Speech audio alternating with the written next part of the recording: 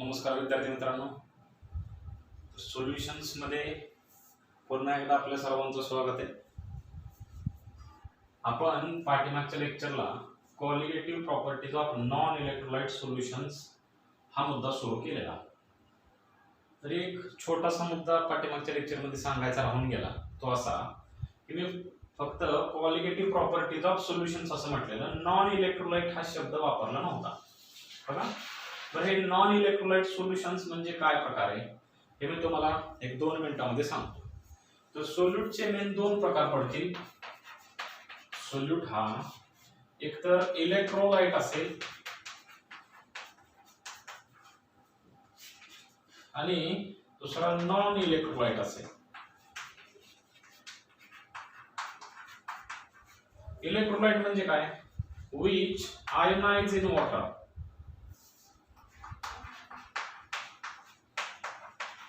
जो पाण्यामध्ये आयोनाइज होतो. For example sodium chloride. Sodium chloride हा सॉलिड आहे. आपण ज्यावेळी सोडियम क्लोराइड पाण्यामध्ये टाकतो त्यावेळी सोडियम प्लस ॲक्वियस आणि क्लोरीन मायनस. ॲक्वियस म्हणजे त्याचा ॲक्टिवेशन केलेला वॉटर मॉलिक्यूल मध्ये डिझॉल्व झालेला अशा आयन्स तयार होतात. म्हणजे हा जो सोडियम क्लोराइड आहे हा इलेक्ट्रोलाइट आहे, हा सोल्यूट आहे आणि कसा आहे तो इलेक्ट्रोलाइट आहे. इलेक्ट्रोलाइट म्हणजे जो आयन्स तयार करतो, पाण्यामध्ये टाकल्यावर आयन्स तयार करतो पॉझिटिव्ह आणि निगेटिव्ह, त्याला आपण इलेक्ट्रोलाइट म्हणतो. आणि नॉन इलेक्ट्रोलाइट म्हणजे which do not ionise in water.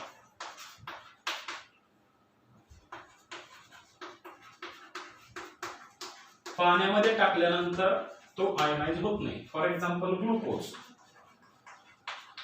Solid आहे, पाण्यामध्ये टाकला, फक्त ग्लुकोज पाण्यामध्ये डिझॉल्व झाला, ग्लुकोज ॲक्वियस तयार झाला, त्याच्यामधून पॉझिटिव्ह निगेटिव्ह अशा आयन्स तयार झाले नाहीत. लक्षात आलं का? अशा पद्धतीच्या इलेक्ट्रोलाइट्सला आपण नॉन इलेक्ट्रोलाइट्स असं म्हणतो. आपण ज्या क्वालिटेटिव्ह प्रॉपर्टीज बघतोय तर नॉन इलेक्ट्रोलाइट्सच्या क्वालिटेटिव्ह प्रॉपर्टीज बघतोय. इलेक्ट्रोलाइट्सच्या क्वालिटेटिव्ह प्रॉपर्टीज आपण नंतर बघणार आहे. इलेक्ट्रोलाइटच्या क्वालिटेटिव्ह प्रॉपर्टीज थोड्या वेगळ्या असतात, ते आपण तो मुद्दा आल्यावरती बघू. बघा, त्याच्यानंतर आपण क्वालिटेटिव्ह प्रॉपर्टी मध्ये पहिली क्वालिटेटिव्ह प्रॉपर्टी आपण शिकलेलो ती अशी बघा, म्हणजे लोअरिंग ऑफ वेपर प्रेशर. हे डिटेल मध्ये आपण पाठीमागच्या लेक्चरला बघितलेलं आहे. लोअरिंग ऑफ वेपर प्रेशर पाठीमागच्या लेक्चरला झालेले. आता आपल्याला जी पुढची क्वालिटेटिव्ह प्रॉपर्टी बघायची ती आहे एलिव्हेशन ऑफ बॉइलिंग पॉइंट. बघा, त्याच्यानंतर डिप्रेशन ऑफ फ्रीजिंग पॉइंट आणि ऑस्मोटिक प्रेशर अशा 2 क्वालिटेटिव्ह प्रॉपर्टी आहेत, पण तो मुद्दा आल्यावरती आपण त्या डिटेल्स मध्ये बघूया. तर elevation of boiling point he qualitative property आपल्याला आज बघायची. आता बघा,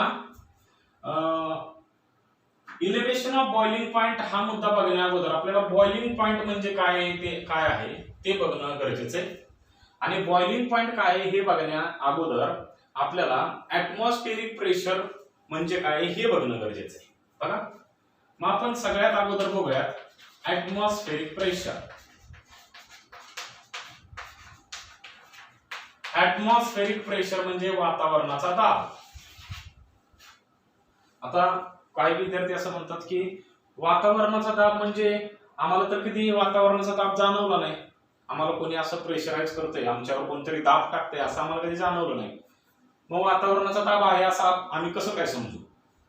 तर एक लक्षात घ्या, वातावरणाचा दाब असतो, जरी आपल्याला तो जाणवत नसला, तो का जाणवत नाही तर जेवढा समोरून पुढच्या बाजूने जेवढा वातावरणाचा दाब असतो तेवढाच पाठीमागच्या बाजूने असतो, जेवढा उजव्या बाजूने असतो तेवढाच डाव्या बाजूने असतो. म्हणजे हा जो ऍटमॉस्फेरिक प्रेशर त्याला आपण म्हणतो तो बॅलन्स्ड असतो, सगळ्या बाजूने सारखा असल्यामुळे तो आपल्याला जाणवत नाही. पण आता हा ऍटमॉस्फेरिक प्रेशर आपण थोडासा समजून घेऊया. ऍटमॉस्फेरिक प्रेशर नक्की किती असतो, तो कसा एक्झर्ट होतो ते आपण बघूयात. ऍटमॉस्फेरिक प्रेशर समजून घेण्यासाठी मी काय करतो, एक यू ट्यूब घेतो, यू शेप्ड अशी ट्यूब घेतो,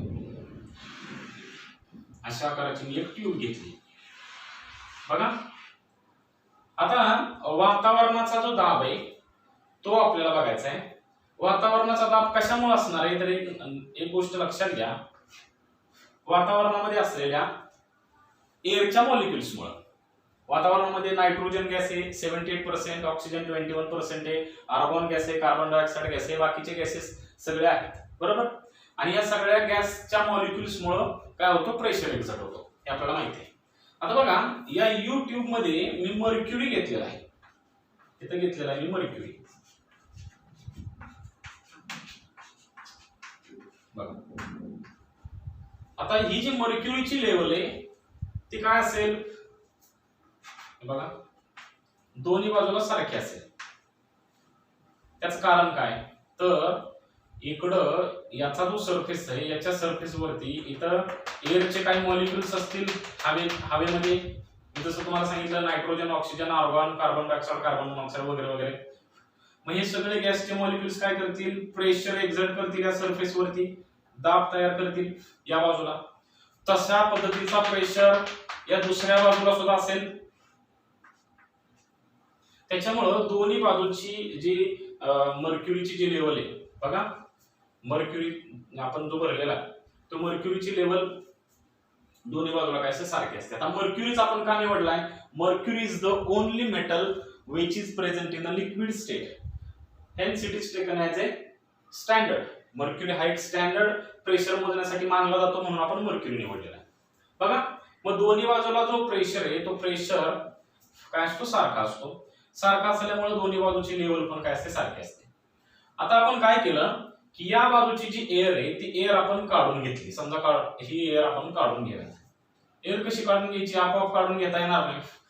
आपण काय केलं, ही जी पाईप आहे याचं तोंड आपण व्हॅक्यूमला जोडलं बघा, इकडं व्हॅक्यूम पंपला जोडलं. व्हॅक्यूम पंप आपल्या सर्वांना माहित असावा, जो काय करतो एअर शोषून घेतो, खेचून घेतो बघा.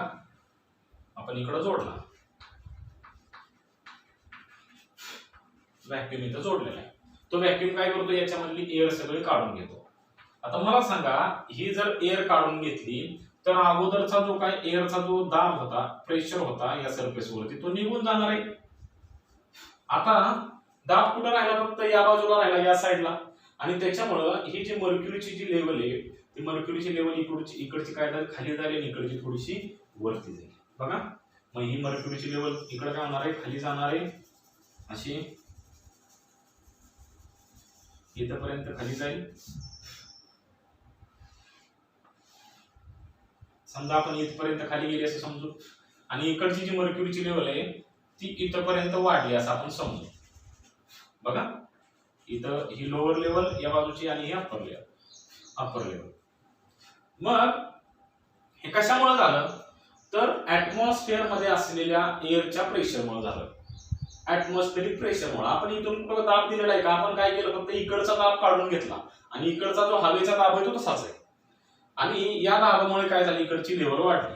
आता बघा, आपण जर का दोन लेवल मधलं अंतर बघितलं, ही बॉटम लेवल आणि हे वरची लेवल, या दोन्ही लेवल मधलं जे अंतर आहे ते अंतर किती होतं, 760 मिलीमीटर, 760 मिलीमीटर एवढं होतं. म्हणून आपण हा जो प्रेशर आहे, आता हा काय, याला आपण ऍटमॉस्फेरिक प्रेशर असं म्हणतो. म्हणून आपण ऍटमॉस्फेरिक प्रेशर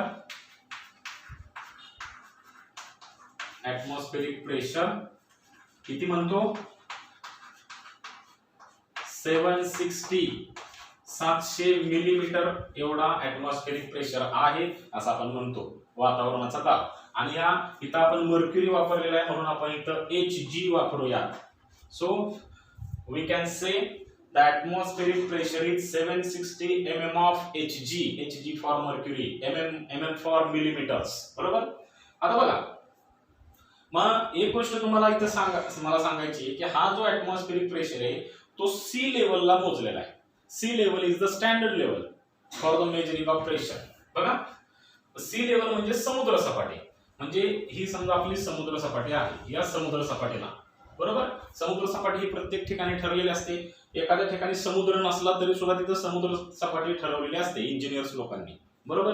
मग या समुद्र सपाटीला ही मोजलेली असते. जर का तुम्ही समुद्र सपाटीच्या खाली गेलात तर तुम्हाला माहिती आहे, जसं खाली जाऊ तसं जी डेन्सिटी आहे हवेची ती काय होते, वाढत जाते. Air density. समजा तुम्ही खोल दरीत गेला तर दरीत गेल्यानंतर हा जो प्रेशर आहे तो काय होणार आहे, जास्त होणार आहे. कारण हवा थोडीशी काय होते, दाब होत जाते. डेन्स होत जाते आणि डेन्स झाल्यामुळं प्रेशर वाढतो आणि प्रेशर वाढल्यामुळं डिफरन्स वाढतो. पण त्याच्याच तुलनेमध्ये जर का तुम्ही वरती गेलात, पर्वतावरती, उंच पर्वतावरती गेला, तर जसं जसं वरती जात जाऊ, altitude as increases, the density of air decreases. आपण बघितलेले एअरची डेन्सिटी काय होते, कमी होत जाते. एअरची डेन्सिटी कमी झाल्यामुळं काय होतं लक्षात घ्या, हा जो तुमचा प्रेशर आहे तो प्रेशर तेवढा एक्झर्ट होत नाही, थोडा कमी होतो. त्याच्यामुळे डिफरन्स पण कमी येतो आणि 760 पेक्षा प्रेशर काय होतो, कमी भरतो. म्हणजे 750 असेल, 740 असेल, हे कशावर अवलंबून आहे, जेवढं तुम्ही उंच जाल तेवढा प्रेशर तुमचा कमी असेल. बरोबर. सो 760 mmHg याला आपण काय म्हणूया, ऍटमॉस्फेरिक प्रेशर म्हणजे वातावरणाचा दाब 760 mmHg असतो, आपण एवढं म्हणूयात. बरोबर. आता बघा, मग 760 mmHg ला आपण ऍटमॉस्फेरिक प्रेशर म्हटलंय, म्हणजेच त्याला आपण 1 ऍटमॉस्फिअर प्रेशर असं आपण म्हटलेलं आहे. 760 mmHg ला आपण 1 ऍटमॉस्फेरिक प्रेशर, 1 ऍटमॉस्फिअर प्रेशर एवढं आपण म्हटलेलं आहे. आलं का लक्षात? 760 mmHg म्हणजे 1 ऍटमॉस्फिअर एवढं आपण लक्षात ठेवूया. आता बघा, आपण हे ऍटमॉस्फेरिक प्रेशर तुम्हाला समजलं. आता आपण बॉइलिंग पॉइंट म्हणजे काय ते बघू. बघा, आपण बॉइलिंग पॉइंट समजून घ्या. What is boiling point?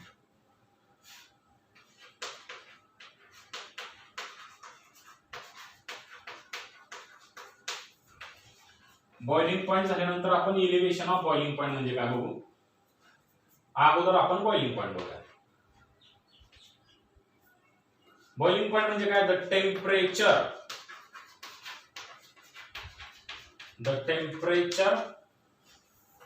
at which vapor pressure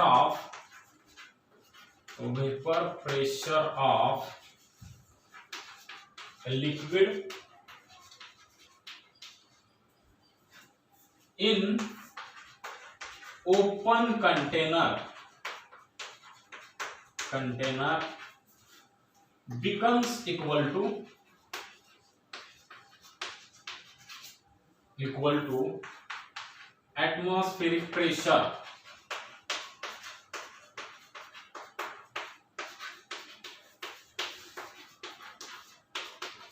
is known as boiling point of the liquid.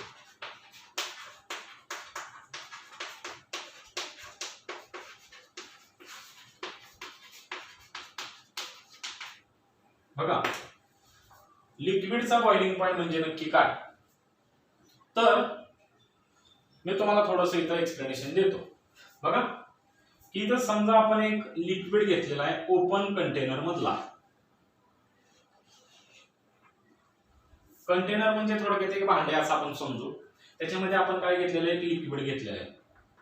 Liquid म्हणजे पाणी घेतलेलं आहे, सिंपल आपण समजूयात. बघा, आता आपण हे पाण्याला काय करतोय, हिटिंग करतोय. बघा,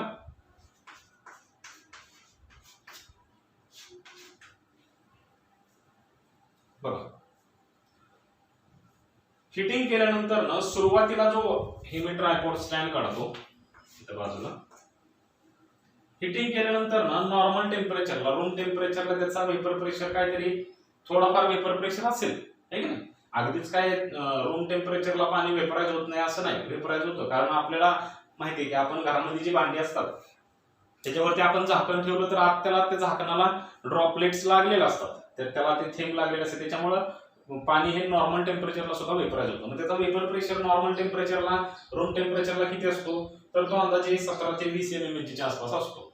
20 mmHg च्या आसपास होतो. म्हणजे समजा आपण रूम टेम्परेचरला म्हणजे 27 डिग्री सेल्सिअसला च्या आसपास घेतलं, रूम टेम्परेचर आपण मानतो. बरोबर. तर हा किती आहे, किंवा 25 च्या आसपास मानतो. बरोबर. तर याचा वेपर प्रेशर अंदाजे 20 mmHg च्या आसपास येतो. बघा, मग आपल्याला आपण जसं जसं टेम्परेचर वाढत जाऊ, टेम्परेचर आपण हिटिंग केलं, टेम्परेचर वाढत जाईल. 27 चं 30 होईल, 30 चं 35 होईल, 35 चं 40 होईल. 40 डिग्री सेल्सिअसला याचा वेपर प्रेशर आपण समजूयात की समजा 55 डिग्री सेल्सिअस झाला. बघा, नंतर अजून आपण टेम्परेचर वाढवलं 40 चं 45 झालं, 50 55 60 60 पर्यंत गेलं, 60 डिग्री सेल्सिअसला 60 डिग्री सेल्सिअसला असं समजूयात आपण 150 mmHg एवढा झाला. बरोबर. थोड्याफार व्हॅल्यू इकडे तिकडे होतील पण याच्या आसपास वाढतो.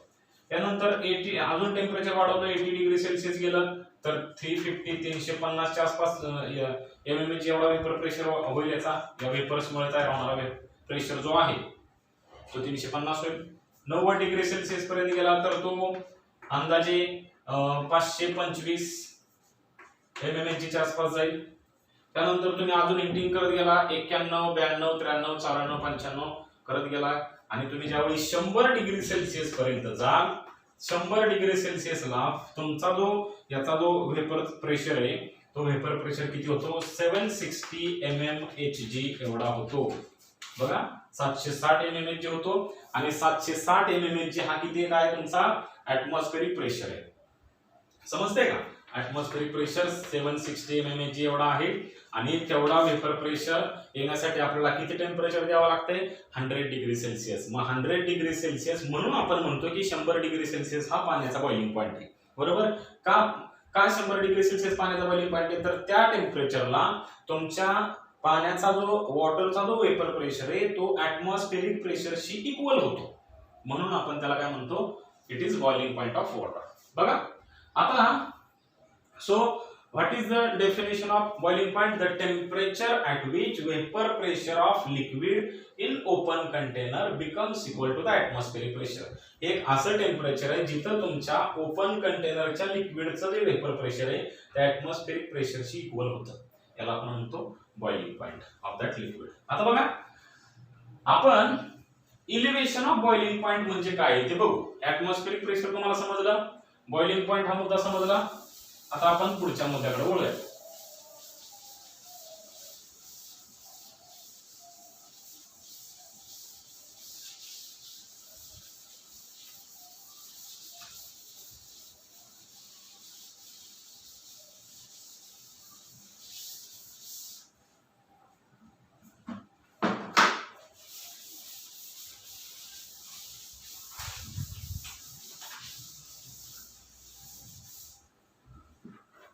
What is elevation of boiling point?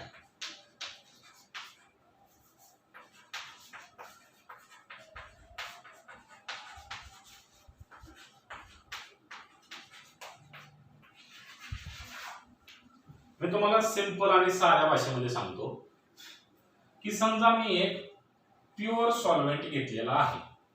हा एक प्युअर सॉल्व्हेंट आहे.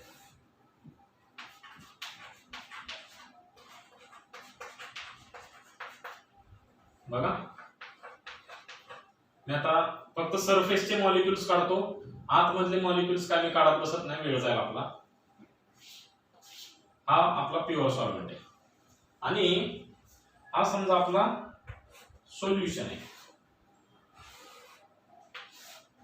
बरं सोल्युशन आहे म्हणजे काय असणार, काही सॉल्व्हेंटचे मॉलिक्युल असतील, काही सोल्यूटचे मॉलिक्युल असतील, काही सॉल्व्हेंटचे असतील, काही सोल्यूट असेल, सॉल्व्हेंट सोल्यूट असे काही मॉलिक्युल्स असतील.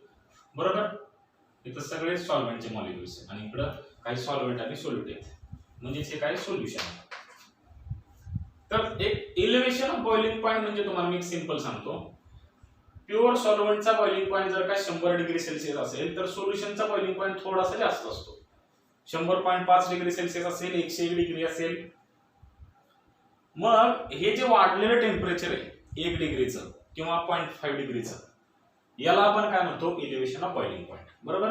आता हे थोडंसं आपण डिटेल मध्ये समजून घेऊया. बरोबर. आता आपण पाठीमागच्या लेक्चर मध्ये लोअरिंग ऑफ वेपर प्रेशर हा मुद्दा बघितला नाही. तर याच्यामध्ये आपण काय बघितलं बघा की हा जो प्युअर सॉल्व्हेंटचा जो वेपर प्रेशर आहे, प्युअर सॉल्व्हेंट मध्ये सगळे सॉल्व्हेंट आहेत आणि सॉल्व्हेंट कसा आहे व्होलाटाईल आहे, हा वेपराइज होईल आहे की नाही, आणि त्याचा वेपर प्रेशर प्युअर सॉल्व्हेंटचा जो वेपर प्रेशर आहे त्या प्युअर सॉल्व्हेंटच्या वेपर प्रेशरला मी P1 नॉट असं म्हटलेलं. P for pressure, 1 for solvent and naught for pure. बरोबर. पण सोल्युशनच्या बाबतीमध्ये काय असेल, फक्त सॉल्व्हेंट वेपराइज होईल, सोल्यूट वेपराइज होणार नाही. त्याच्यामुळं सोल्युशनचा वेपर प्रेशर इथं काय होईल, कमी होईल. हे आपल्याला लगेच डोळ्यांनी इथं दिसतंय.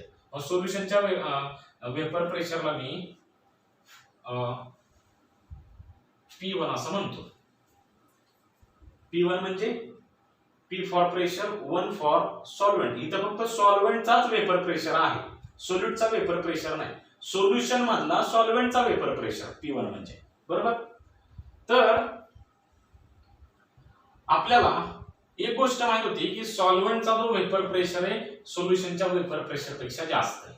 बघा, म्हणजे सोल्युशनचा वेपर प्रेशर सॉल्व्हेंटच्या वेपर प्रेशर पेक्षा कमी आहे. म्हणजे समजा मी तुम्हाला साध्या शब्दामध्ये सांगायला गेलो की 100 डिग्री सेल्सिअसला याचा वेपर प्रेशर, समजा आपण प्युअर वॉटर घेतला, प्युअर म्हणजे डिस्टिल वॉटर घेतला, तर 100 डिग्री सेल्सिअसला त्याचा वेपर प्रेशर किती असेल? आपण आताच बघितलेले किती असेल? 760 mmHg एवढा असेल. म्हणजे ऍटमॉस्फेरिक प्रेशरशी इक्वल असेल 100 डिग्री सेल्सिअसला प्युअर वॉटरचा. बरोबर. पण सोल्युशनचा माझा तुम्हाला एक प्रश्न असा आहे की 100 डिग्री सेल्सिअसला 100 डिग्री सेल्सिअसला सोल्युशनचा वेपर प्रेशर 760 mmHg एवढा असेल का? तर तो 100% नसणार आहे. काय असणार आहे? तो 760 पेक्षा कमी असेल. कारण का? Vapour pressure of solution is less than that of the pure solvent. याचा जर 760 mmHg तर याचा काय असेल? 745 असेल, 750 mmHg असेल. आपण असं समजूयात की 750 mmHg एवढा आहे. बरोबर. 750 mmHg एवढा आहे. मग मला सांगा 750 mmHg हा ऍटमॉस्फेअरचा प्रेशर आहे का? नाही. त्याचा ऍटमॉस्फेरिक प्रेशर किती आहे? 760 mmHg. म्हणजे आपल्याला जर का याचा सोल्युशनचा वेपर प्रेशर जो आहे तो सोल्युशनचा वेपर प्रेशर या ऍटमॉस्फेरिक प्रेशरशी इक्वल आणायचा म्हटलं तर तुम्हाला 10 mmHg 10 mmHg एवढ्याने वेपर प्रेशर तुम्हाला वाढवावं लागेल. आणि तेवढा वाढवण्यासाठी तुम्हाला टेम्परेचर सुद्धा जास्त द्यावं लागेल. बरोबर. मग मी 100 डिग्री सेल्सिअसच्या जागेवरती या सोल्युशनला कितीपर्यंत बॉईल केलं? समजा 101 डिग्री सेल्सिअस पर्यंत बॉईल केलं आणि तुमचा जो वेपर प्रेशर आहे तो वेपर प्रेशर किती झाला? 760 mmHg झाला. म्हणजे थोडक्यात या सोल्युशनचा जो वेपर प्रेशर आहे तो 760 mmHg एवढा येण्यासाठी, म्हणजे ऍटमॉस्फेरिक प्रेशर एवढा येण्यासाठी तुम्हाला 101 डिग्री सेल्सिअस एवढं टेम्परेचर द्यावं लागलं.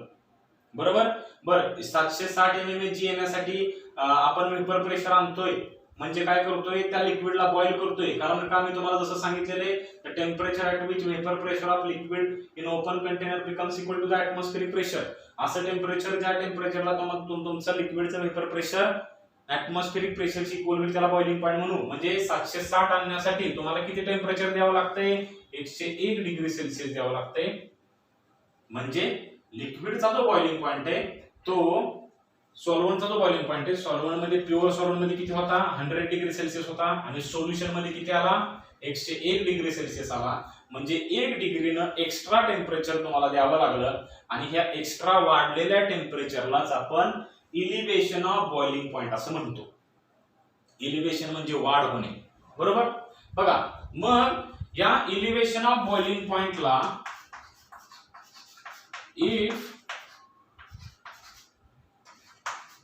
if we call the elevation of boiling point as a delta TB. delta means change म्हणजे वाढ. बरोबर. T means temperature and B is the boiling temperature. बरोबर. मग हे जे वाढलेलं टेम्परेचर आहे, एलिव्हेट झालेलं टेम्परेचर आहे, ते तुम्ही कसं काढणार?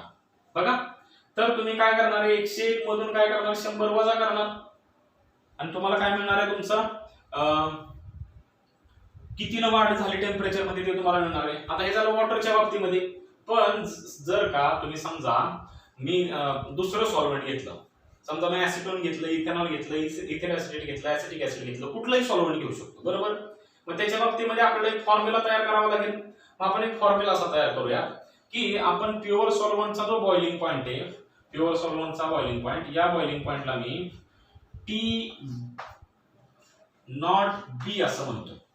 आणि हा जो सोल्युशनचा बॉइलिंग पॉइंट आहे याला मी TB असं म्हणतो. बघा, मग आपल्याला काय करावं लागेल? सोल्युशनच्या बॉइलिंग पॉइंट मधून सॉल्व्हेंटचा बॉइलिंग पॉइंट मायनस करावा लागेल. त्यामुळे तुम्हाला डेल्टा TB मिळेल. सो सोल्युशनचा boiling point TB minus pure सॉल्व्हेंटचा boiling point T naught of B एवढा मिळेल आणि तुम्हाला इलेव्हेशन ऑफ बॉइलिंग पॉइंट काढता येईल. समजतंय का? सिंपल काय करायचं, सोल्युशनच्या बॉइलिंग पॉइंट मधून प्युअर सॉल्व्हेंटचा बॉइलिंग पॉइंट मायनस केला, तुम्हाला कितीनं टेम्परेचर वाढले म्हणजेच इलेव्हेशन ऑफ बॉइलिंग पॉइंट एवढं मिळेल. बरोबर. आता आपला जो पुढचा जो मुद्दा आहे तो मुद्दा काय आहे मी तुम्हाला सांगतो. बॉइलिंग पॉइंट झाला, त्याच्यानंतर elevation of boiling point and concentration of solution हा मुद्दा आपल्याला बघायचा आहे.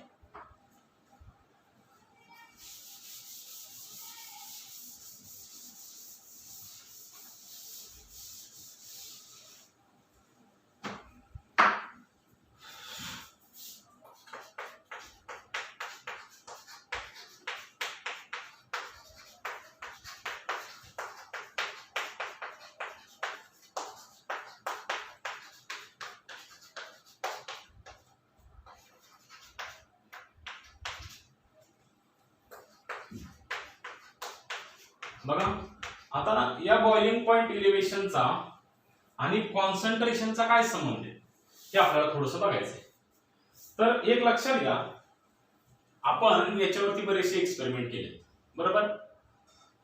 आणि एक्सपेरिमेंट केल्यानंतर ना एक गोष्ट आपल्याला अशी जाणवली की आपण कॉन्सन्ट्रेशन जेवढं जास्त घेऊ, कॉन्सन्ट्रेशनचे बरेच प्रकार आहेत. मी तुम्हाला जसं सांगितलेलं आहे की पर्सेंटेज बाय मास आहे, पर्सेंटेज बाय व्हॉल्यूम, मोलॅरिटी, मोल फ्रॅक्शन आपण घेतलेले. आपण स्टँडर्ड जे घेतो ते मोलॅरिटी घेतो. बघा आता हे मोलॅरिटी स्टँडर्ड काय मी पुढे तुम्हाला डिटेलमध्ये सांगतो. मग आपण एक गोष्ट आपल्याला एक्सपेरिमेंट केल्यानंतर एक जाणवली आहे ती अशी की जो इलेव्हेशन ऑफ बॉइलिंग पॉइंट आहे delta TB, it is directly proportional to molarity. Molarity मी स्मॉल एम काढतोय बघा. मोलॅरिटीचा कॅपिटल एम असतो, मोलॅरिटीचा कॅपिटल एम असतो, मोलॅलिटीचा स्मॉल एम असतो. बरोबर. So delta TB is directly proportional to molality. म्हणजे इलेव्हेशन ऑफ बॉइलिंग पॉइंट हा मोलॅरिटीशी डायरेक्टली प्रोपोर्शनल असतो. आपण मोलॅरिटी जेवढी जास्त घेऊ तेवढी डेल्टा टीबी ची व्हॅल्यू काय येते, जास्त येते. आणि जेवढे आपण मोलॅरिटीची व्हॅल्यू कमी घेऊ तेवढी डेल्टा टीबी ची व्हॅल्यू कमी येते. बघा आता आपण काय करूयात, आणि हे एक्सपेरिमेंट करून आपण काढलेले. म्हणजे जास्त मोलॅरिटी घेतली डेल्टा टीबी जास्त, मोलॅरिटी कमी घेतली डेल्टा टीबी कमी. आपण प्रोपोर्शनॅलिटीचं चिन्ह घालूयात आणि इक्वॅलिटी आणूयात. मग तुम्हाला माहिती आहे की डेल्टा टीबी मग इक्वेशन कसं होईल, प्रोपोर्शनॅलिटी घालून इक्वॅलिटी जर आणली तर इथे एका कॉन्स्टंटने आपल्याला मल्टिप्लाय करावं लागतं, त्याला आपण केबी असं म्हणूयात. बरोबर. KB into M. बघा केबी इंटू असं आपले. आता ह्या के म्हणजे कॉन्स्टंट म्हणून म्हटलंय, B for boiling point constant. बरोबर. मग हा जो केबी आहे या केबीला मी एक कॉन्स्टंट प्रोपोर्शनॅलिटी कॉन्स्टंट असं म्हणतो. त्या प्रोपोर्शनॅलिटी कॉन्स्टंटला मी नाव देतो, याला आपण molar elevation of boiling point constant असं लांब लचक याचं नाव आहे. Molar elevation of boiling point constant असं त्याला आपण नाव दिले, किंवा याला इबिलिओस्कोपिक कॉन्स्टंट असं सुद्धा म्हणतात. इबिलिओस्कोपिक कॉन्स्टंट असं सुद्धा याला म्हटलं जातं. आता या इबिलिओस्कोपिक कॉन्स्टंटची जी किंमत आहे, सॉरी किंमत नाही डेफिनेशन आहे, ती डेफिनेशन आपल्याला परीक्षेमध्ये विचारली जाते. डेफिनेशन ऑफ के बी. बघा याची डेफिनेशन काय आहे बघा. तर समजा आपण काय केलं, if m is equal to 1 molar, आपण सोल्युशन किती मोलर घेतलं तर 1 मोलर एवढं सोल्युशन घेतलंय. मोलॅरिटी सोल्युशनची किती घेतलेली, 1 मोलर एवढी घेतलेली. मोलॅरिटी हा जर कन्सेप्ट तुम्हाला समजला नसेल तर तुम्ही 11वी मध्ये सम एनालिटिकल टेक्निक्स मध्ये जाऊन याचा डिटेल मध्ये थोडासा अभ्यास करा. बरं m is equal to 1 molar आपण समजा घेतलं, m ची किंमत 1 एवढी घेतली, तर 1 ने जर kb ला मल्टिप्लाय केलं तर उत्तर kb च येणार आहे. आणि काय येणार आहे बघा, मग इक्वेशन असं होईल delta TB is equal to KB. बघा आणि याच्यावरून आपण केबी ची डेफिनेशन करू शकतो. ती कशी करू शकतो बघा, केबी ची डेफिनेशन कशी करू शकतो, it is elevation of boiling point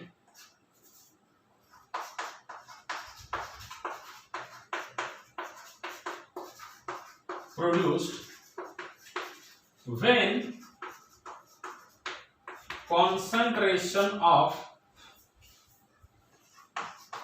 solution is 1 molar.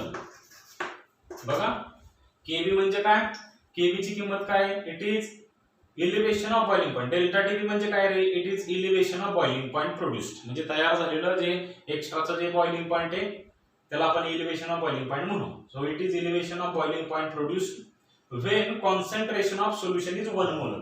बरं केबी ची किंमत डेल्टा टीबी शी इक्वल कधी येते, ज्यावेळी एम ची किंमत आपण 1 पुट करूया. बरोबर. बघा आता आपण काय करूया, हा जो केबी आहे याचं युनिट काढूया.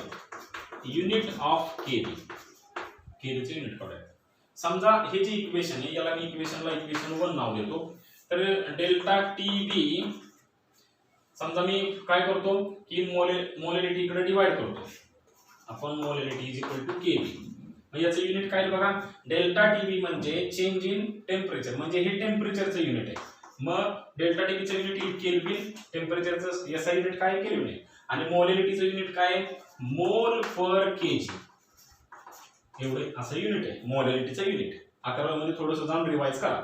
मग के बघा, मग केजीचा -1 आहे, वरती गेल्यानंतर केजीचा काय होणार आहे +1. पण +1 आपण लिहित नाही, प्रत्येक टर्मचा +1 हा घातांक असतो पण आपण लिहित नाही. आणि मोलचा +1 आहे तो वरती गेल्यानंतर मोलचा येणार आहे -1.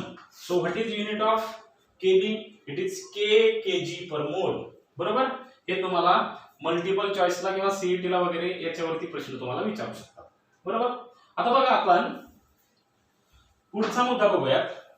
बरं, पुढचा मुद्दा बघण्याबद्दल तुम्हाला एक सांगायचं राहिलं की ही जी मोलॅरिटी जी आहे, आपण इथं मोलॅरिटी का घेतली, मोलॅरिटी कॅपिटल एम का नाही घेतला, तर लक्षात घ्या मोलॅरिटी कॅपिटल एम ही का घेतली नाही आणि आपण मोलॅरिटी स्मॉल एम ही का घेतली, तर लक्षात घ्या याचं कारण असं आहे molarity is temperature independent quantity.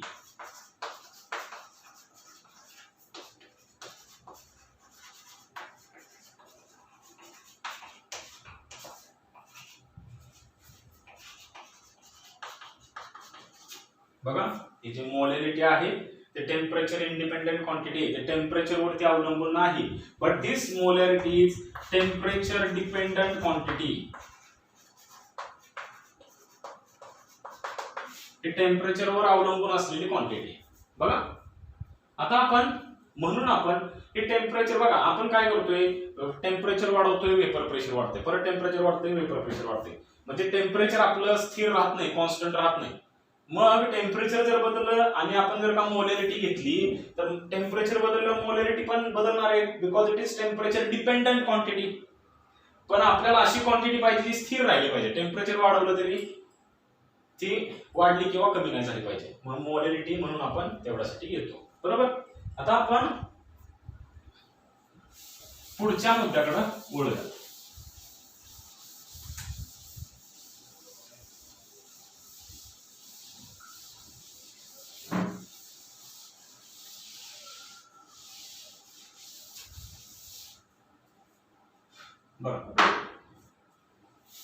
Relation between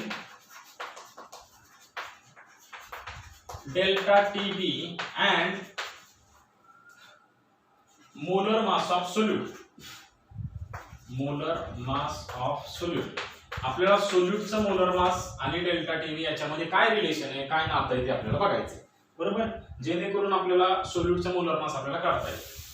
आता बघा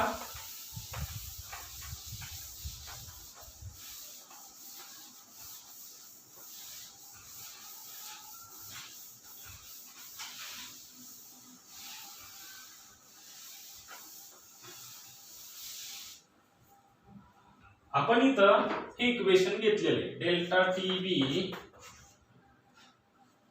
is is directly proportional to m आणि is equal to K B into m असं आपण घेतलेलं. मग delta T B is equal to K B into m. इथं खाली लिहिलं बघा, मी ते पुसलं चुकून माझ्याकडून. असं आपण इक्वेशन म्हणलं. या इक्वेशनला मी इक्वेशन 1 नाव देतो. नाव what is m? M is the molarity. बरोबर. एम म्हणजे काय रे? मोलॅरिटी आहे. त्या मोलॅरिटीला आपण स्मॉल एम असं म्हणतो. ही मोलॅरिटी आपण कशी काढतो? तर मोलॅरिटीचा फॉर्म्युला आहे बघा, करायमध्ये आपल्याला दिलेला आहे. It is the number of moles of solute upon mass of solvent in KG. बरोबर. असा आपला फॉर्म्युला आहे मोलॅरिटीचा. मग समजा आपण एक सोल्युशन घेतलं. या सोल्युशन मध्ये तुम्हाला मी सांगितलंय की 2 कॉम्पोनंट असतील, एक सोल्यूट असेल आणि दुसरा सॉल्व्हेंट असेल. असे 2 कॉम्पोनंट असतील बघा. मग या सोल्यूटच्या बाबतीमध्ये जर का आपण सोल्यूटचं मास, सोल्यूट किती ग्रॅम सोल्यूट डिझॉल्व्ह केलेला आहे. बरोबर. याच्यामध्ये काहीतरी सोल्यूटचे ग्रॅम्स असतील, काही सॉल्व्हेंटचे ग्रॅम्स असतील. मग आपण सोल्यूटचं म्हणजे काहीतरी सोल्यूटचं मास असेल आणि सॉल्व्हेंटचं मास असेल. मग सोल्यूटचं मास आपण किती समजूयात? मास ऑफ सोल्यूट आपण असं समजूयात की किती आहे? W. मी तुम्हाला सांगितले मास साठी आपण W घ्यायचा, सोल्यूट साठी 2 घ्यायचा. त्याच्यानंतर ना मास ऑफ सॉल्व्हेंट, सॉल्व्हेंटचा मास किती घ्यायचा आपण? मास ऑफ सॉल्व्हेंट, मास साठी मी तुम्हाला जर सांगितले W घ्यायचा, सॉल्व्हेंट साठी 1 घ्यायचा. W फॉर मास, मास म्हणजे वेट, आणि 1 फॉर सॉल्व्हेंट साठी. आता आपण सोल्यूटचा मोलर मास घेऊया. Molar mass of solute. सोल्यूटचा मोलर मास आपण घेतला तर तो मोलर मास किती आहे समजा आपण M2 असं म्हणूयात. M म्हणजे मोलर मास आणि 2 कोणाचा? सोल्यूट साठीचा. तसंच आपण मोलर मास ऑफ सॉल्व्हेंट घेऊयात. तो मोलर मास ऑफ सॉल्व्हेंट किती येईल? M1 असा घेऊयात. ऍक्च्युअली या मोलर मास ऑफ सॉल्व्हेंटची तशी काय आपल्याला गरज पडत नाही, पण तरी सुद्धा आपण सांगूयात. बरं. आता या मोलॅरिटीच्या फॉर्म्युलामध्ये समजा मी काय केलं? Number of moles of solute. या नंबर ऑफ मोल्स ऑफ सोल्यूटचा फॉर्म्युला काय रे? Number of moles of solute. बघा, number of moles of solute याचा फॉर्म्युला काय? Mass of solute upon molar mass of solute. कुठल्याही सबस्टन्सचा नंबर ऑफ मोल्स आपल्याला काढायचे असतील तर सोल्यूटचं मास आणि सॉल्व्हेंटचं मास, नंबर ऑफ मोल्स काढायचे असतील तर आपण त्याचं mass divided by molar mass असं आपण काढतो. मग सोल्यूटचे नंबर ऑफ मोल्स काढायचे असतील तर आपण काय करायचं? मास of solute divided by molar mass of solute करायचं. बरं. मास ऑफ सोल्यूट किती आहे? मास ऑफ सोल्यूट W2 ग्रॅम. हे सगळे ग्रॅम मध्ये घेतो. हे पण काय घेतो आपण? हे ग्रॅम मोलर मास आपल्याला ग्रॅम पर मोल मध्ये घ्यावा लागेल. मोलर मासचं युनिट ग्रॅम पर मोल आहे, मासचं युनिट ग्रॅम आहे. तसंच mass of solvent W1 gram मी म्हटलं आणि molar mass of solvent gram per mole मध्ये घेतो. आता ही टर्म मी तुम्हाला जसं सांगितलं की ही टर्म आपल्याला काही लागणार नाही, पण तरी सुद्धा तुम्हाला माहित असावं म्हणून मी लिहून ठेवलं. बरोबर. आता आपण number of moles of solute हे जर आपण बघितलं तर मास ऑफ सोल्यूट आपण molar mass of solute. Mass of solute म्हणजे नक्की ते W2 gram. W2 gram divided by molar mass of solute. Molar mass of solute किती आहे? M2 ग्रॅम पर मोल. M2 gram per mole. बरोबर. अशी व्हॅल्यू आहे. आता आपण काय करूयात? नंबर ऑफ मोल्स ऑफ सोल्यूटची जी किंमत आहे हे काय आहे? Number of moles of solute याची किंमत मी काय करतो? इथं अशी सबस्टिट्यूट करतो आणि मास ऑफ सॉल्व्हेंट इन केजी याची पण व्हॅल्यू आपण सबस्टिट्यूट करतो. मग मी माझं इक्वेशन असेल बघा, मोलॅरिटी स्मॉल m. मी फक्त आता m स्मॉल m असंच लिहितो इज इक्वल टू काय येणार आहे? Number of moles of solute. Number of moles of सोल्यूटची किंमत काय आहे? W2 gram upon M2 gram per मोल. W2 gram upon M2 gram per मोल असं येईल. त्याला परत डिवाइडेड बाय काय? Mass of solvent in KG. Mass of solvent in KG, mass of solvent किती आहे? W1 ग्रॅम आहे. W1 आहे बघा. हे जे मास आहे ते ग्रॅम मध्ये, आपल्याला पाहिजे कशामध्ये, केजी मध्ये. मग ग्रॅमचं किलोग्रॅम मध्ये कन्व्हर्जन करताना आपण काय करतो, 10⁻³ ने मल्टिप्लाय करतो, इंटू 10⁻³ किलोग्रॅम केजी असं होईल. आणि याला परत डिवाइडेड बाय 1 असतो ना, कुठल्याही संख्येला डिवाइडेड बाय 1 असतो हे आपल्याला माहिती आहे. मग molarity small m is equal to काय येणार आहे बघा, की W2 gram divided by m2 gram per mole बघा, इनटू हा डिवाइडला डिवाइड आहे, वरती गेल्यानंतर उलटून मल्टिप्लाय होणार आहे. हा छेद आहे तो अंशाला जाईल, अंशाच्या छेदाला येईल 1/(W1 × 10⁻³ kg असं येईल. बरोबर. आता इथं ग्रॅमला ग्रॅम काय होईल, कॅन्सल होईल. म्हणजे थोडक्यात m small m is equal to काय येईल बघा, W2 ने 1 ला मल्टिप्लाय केलं, फक्त W2 येणार आहे, अपॉन m2. मी अगोदर काय करतो, टर्म्स घेतो नंतर युनिट्स घेतो.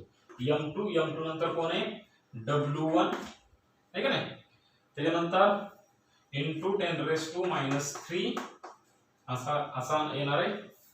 आणि मोलचा बघा, आता आपण युनिट लिहिल्यात, युनिट मोल हा पर मोल हा छेद आलाय, वरती गेल्यानंतर मोल होणार आहे, म्हणजे मोलचा -1 वरती गेल्यानंतर मोलचा +1 होईल, केजीचा +1 आहे, वरती गेल्यानंतर केजीचा -1 होईल. बरोबर. बघा, म्हणजे याचा मी मोलचा +1 लिहितो, असं आपलं येईल मोलॅरिटीचा. आता आपण एक काम करूया, की ही जी व्हॅल्यू आहे ती आपण इक्वेशन 1 मध्ये पुट करूया. So by putting this value in equation 1, मग इक्वेशन 1 मध्ये पुट केल्यावरती काय येईल बघा, delta TB is equal to KB. बर, आता मला सांगा की केबी, आता मी युनिट पुट करत नाही, फक्त व्हॅल्यू पुट करतो, कारण युनिट सगळं कॅन्सल होऊन काय होतं, केल्विन हे युनिट राहतं. आता मी युनिट इथं पुट करत बसत नाही, फक्त हे आपल्याला मोलॅरिटीचा मोल पर केजी हे युनिट आपल्याला माहित असलं पाहिजे. बरोबर. मग केबी इंटू m च्या जागेवरती काय पुट करतो मी, ही व्हॅल्यू पुट करतो. बघा, W2 अपॉन m2 W1. बरोबर, असं आलं. आणि 10⁻³ आहे, तो वरती गेल्यानंतर 10⁻³ होणार आहे. बरं, 10⁻³ म्हणजे किती रे, 1000. मग मी 10⁻³ च्या जागेवरती 1000 असं लिहितो, 1000. 1000 तुम्ही अगोदर लिहिला तरी चालतंय, काय फरक पडत नाही. असं आपलं रिलेशन आलं. बरोबर. So this is the relation between delta TB and molar mass of solute. मग तुम्हाला जर का हे जे मोलर मास ऑफ सोल्यूट आहे m2 हे तुम्ही डेल्टा टीबी वरून काढू शकता. बरं, एक छोटासा मुद्दा आपला इथं घ्यायचा आणि आपलं लेक्चर आपण संपवूयात. ते म्हणजे मी तुम्हाला सुरुवातीला जसं सांगितलं की समजा मी हा प्युअर सॉल्व्हेंट घेतलेला आहे, प्युअर सॉल्व्हेंट, आणि इकडे एका बाजूला काय घेतलेलं आहे, सोल्युशन घेतलेलं आहे. काही सोल्यूट, काही सॉल्व्हेंट, काही सोल्यूट, काही सॉल्व्हेंटचे मॉलिक्युल असते, काही सोल्यूट असते. याचा वेपर प्रेशर जास्त आहे, याचा वेपर प्रेशर काय कमी आहे. बरोबर. मग आपण जर का याचा ग्राफिकली अभ्यास करायचा म्हटलं, इलिव्हेशन ऑफ बॉइलिंग पॉइंटचा, हे प्युअर सॉल्व्हेंट आहे आणि हे सोल्युशन आहे, याचा आपण ग्राफ स्टडी करायचा म्हटलं, समजा मी काय केलं की एक ग्राफ प्लॉट केला, कोणाच्या वर्सेस कोणाचा, वेपर प्रेशर वर्सेस टेम्परेचर. समजा मी इथं टेम्परेचरच्या व्हॅल्यू पुट केल्या 20 डिग्री सेल्सिअस, 40, 60, 80, 100. बरोबर. 20, 40, 60, 80, 100. बरोबर.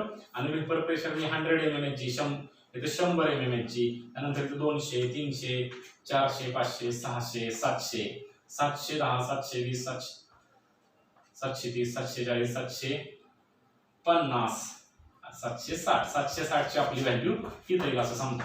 आपल्याला 760 mmHg पर्यंत लिक्विड ला न्यायचं आहे, कारण 760 mmHg हा तुम्हाला मी सांगितले जसं की हा ऍटमॉस्फेरिक प्रेशर आहे, आपल्याला लिक्विडचा वेपर प्रेशर तिथपर्यंत वाढवायचा आणि लिक्विड तिथं काय होईल, बॉईल होईल. समजा मी सुरुवातीला सॉल्व्हेंट घेतला, सॉल्व्हेंटला मी टेम्परेचर वाढवत गेलो, ते समजा 20 आहे, 40 आहे, 60 आहे, 80 आणि 100. इथं मी सगळ्या व्हॅल्यू लिहिल्या नाही, खूपच आपला वेळ जाईल. समजा मी सॉल्व्हेंट घेतला, त्याचा 0 डिग्री सेल्सिअसला जो काय वेपर प्रेशर असेल अंदाजे 4 च्या आसपास असतो बघा. समजा आपण थोडंसं किमती वाढवत अंदाजे इथे असं आपण समजू. याचा जो वेपर प्रेशर आहे तो काय होईल, वाढत वाढत जाईल. टेम्परेचर वाढवलं बघा, पुस्तकाप्रमाणे आपण घेऊयात. ग्राफ त्यांनी इथून सुरू केलेला आहे. टेम्परेचर वाढवलं वेपर प्रेशर वाढेल, टेम्परेचर वाढवल्यानंतर वेपर प्रेशर वाढेल, परत टेम्परेचर वाढवलं वेपर प्रेशर वाढत वाढत वाढत जाईल. सुरुवातीला हळूहळू वेपर प्रेशर वाढतो आणि नंतर ना वेपर प्रेशर काय होतं बघा, एकदम फास्ट असा वाढतो. बरोबर, बघा टेम्परेचर वाढलं वेपर प्रेशर वाढतोय. बघा दोन्ही बोटांकडे माझ्या लक्ष द्या. टेम्परेचर वाढलं वेपर प्रेशर वाढतं, टेम्परेचर वाढलं वेपर प्रेशर, टेम्परेचर वाढते तसं वेपर प्रेशर वाढत जातं. आणि 100 डिग्री सेल्सिअसला तुमचं काय होणार आहे, तुमचा वेपर प्रेशर ऍटमॉस्फेरिक प्रेशरशी म्हणजे 760 mmHg शी काय होणार आहे, इक्वल होणार आहे. बरोबर, तुम्हाला जर काढायचं असेल तर असं तुम्ही टाकू शकता. हा सॉल्व्हेंटचा ग्राफ आहे. पण आपण जर का सोल्युशनच्या बाबतीमध्ये घेतलं तर आपल्याला माहिती आहे की सोल्युशनचा जो वेपर प्रेशर आहे तो सॉल्व्हेंटच्या वेपर प्रेशर पेक्षा कमी असतो, जसं मी तुम्हाला इथे सांगितले. सोल्युशनचा ग्राफ काय होणार आहे, जिथं सॉल्व्हेंटचा सुरू होणार त्याच्या खाली काय होणार आहे, सोल्युशनचा सुरू होईल.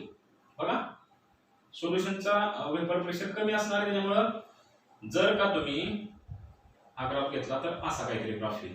आणि तुमचा जो टेम्परेचर आहे, तुमचा जो वेपर प्रेशर आहे इतका वाढणार नाही, थोडासा तो वाढेल. बघा सोल्युशनचा वेपर प्रेशर सॉल्व्हेंट पेक्षा काय असणार आहे, कमी असणार आहे. बघा असं असणार आहे. This is the graph of solution. मग तुम्ही करेस्पॉन्डिंग कुठलाही टेम्परेचर घ्या, समजा 60 डिग्री सेल्सिअसला घेतलं तर तुमचा जो काय असेल बरोबर वेपर प्रेशर तो करेस्पॉन्डिंग इथं असेल. आणि त्याच टेम्परेचरला 60 डिग्री सेल्सिअसला हा सोल्युशनचा वेपर प्रेशर इथं असेल आणि त्याच्या जागेवर सॉल्व्हेंटचा जास्त असेल. म्हणजे सॉल्व्हेंटचा वेपर प्रेशर पेक्षा सोल्युशनचा कमी. असं तुम्ही कुठल्याही टेम्परेचरला घेतला तरी सोल्युशनचा वेपर प्रेशर कमी येणार. आणि बघा मग सोल्युशनचा वेपर प्रेशर वाढत गेला वाढत गेला वाढत गेला, टेम्परेचर वाढवलं वेपर प्रेशर वाढला, टेम्परेचर वाढलं वेपर प्रेशर वाढला आणि एका स्टेजला जाऊन तो 760 mmHg ला इक्वल झाला. बरं तो किती टेम्परेचरला झाला, तर तो नक्कीच 100 पेक्षा जास्त टेम्परेचरला काय होईल, बॉईल होईल. आणि हा जो पॉइंट आहे हा पॉइंट काय असेल तुमचा सोल्युशनचा बॉइलिंग पॉइंट. बरोबर, या सोल्युशनच्या बॉइलिंग पॉइंटला मी TB असं म्हणतो आणि याला मी डेल T0 ऑफ B असं म्हणतो. हा सॉल्व्हेंटचा बॉइलिंग पॉइंट आहे. बरोबर, याच्यामधला जो काय फरक आहे, डिफरन्स आहे, जो काय असेल 1 डिग्री 2 डिग्री, आता इथे थोडासा जास्त दिसतोय पण एवढा नसतो. 1 डिग्री 2 डिग्री जास्त असू शकतो. बरोबर, कारण आपण डायल्यूट सोल्युशन बघतोय त्याच्यामुळे जास्त फरक नसतो. याच्यामधला जो डिफरन्स आहे तो कसा काढू आपण, delta TB is equal to TB minus T0. हे झालं तुमचं ग्राफिकल रिप्रेझेंटेशन कोणाचं, एलिव्हेशन ऑफ बॉइलिंग पॉइंट्स. ठीक आहे, राहिलेलं आपण पुढच्या लेक्चरमध्ये बघूयात. धन्यवाद.